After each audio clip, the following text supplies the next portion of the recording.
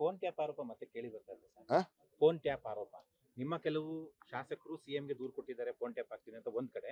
ಅಶೋಕ್ ಅವರು ಆರೋಪ ಮಾಡಿದ್ದಾರೆ. ಅಶೋಕ್ ಮತ್ತೆ ಕುಮಾರಸ್ವಾಮಿ ಅವರ ಫೋನ್ ಟ್ಯಾಪ್ ಆಗ್ತಿದೆ ಅಂತ ಖುದ್ದಾಗಿ ಅವರೇ ಆರೋಪ ಮಾಡಿದ್ದಾರೆ. ನನ್ಗೆ ಗೊತ್ತಿದ್ದಂಗೆ ನಾನು ಜೈಲಲ್ಲಿದ್ದಾಗ ನಮ್ಮ ನಿರ್ಮಲಾನಂದ ಸ್ವಾಮಿದು ಫೋನ್ ಟ್ಯಾಪಿಂಗ್ ಆಗಿದೆ ಅಂತ ನಾನು ಪೇಪರ್ ಓದಿದ್ದೆ.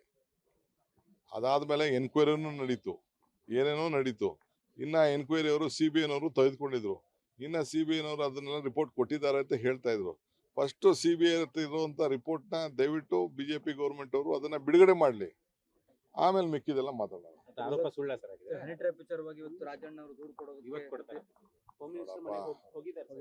ಇದು ಹೋಮ್ ಮಿನಿಸ್ಟ್ರು ಬಹಳ ವೆರಿ ಸೀನಿಯರ್ ಮ್ಯಾನ್, ಪಕ್ಷನೂ ನಡೆಸಿದ್ದಾರೆ, ಸರ್ಕಾರದಲ್ಲೂ ಇದ್ದಾರೆ, ಹೋಮ್ ಮಿನಿಸ್ಟರ್ ಇದ್ದಾರೆ, ಬಹಳ very most senior most leader, ನಮ್ಮ ಲೀಡರ್ ಅವರು. ಅವ್ರಿಗೆ ಎಲ್ಲ ಅರಿವಿದೆ. ಅವ್ರು ಏನು ಬೇಕಾದ್ರೂ ಅಸೆಂಬ್ಲಿಲೂ ಹೇಳಿದ್ದಾರೆ, ಮುಖ್ಯಮಂತ್ರಿ ಹೇಳಿದ್ದಾರೆ, ಎಲ್ಲ ಥರದ ತನಿಖೆ ಮಾಡ್ತೀವಿ ಅಂತ ಹೇಳಿದ್ದಾರೆ.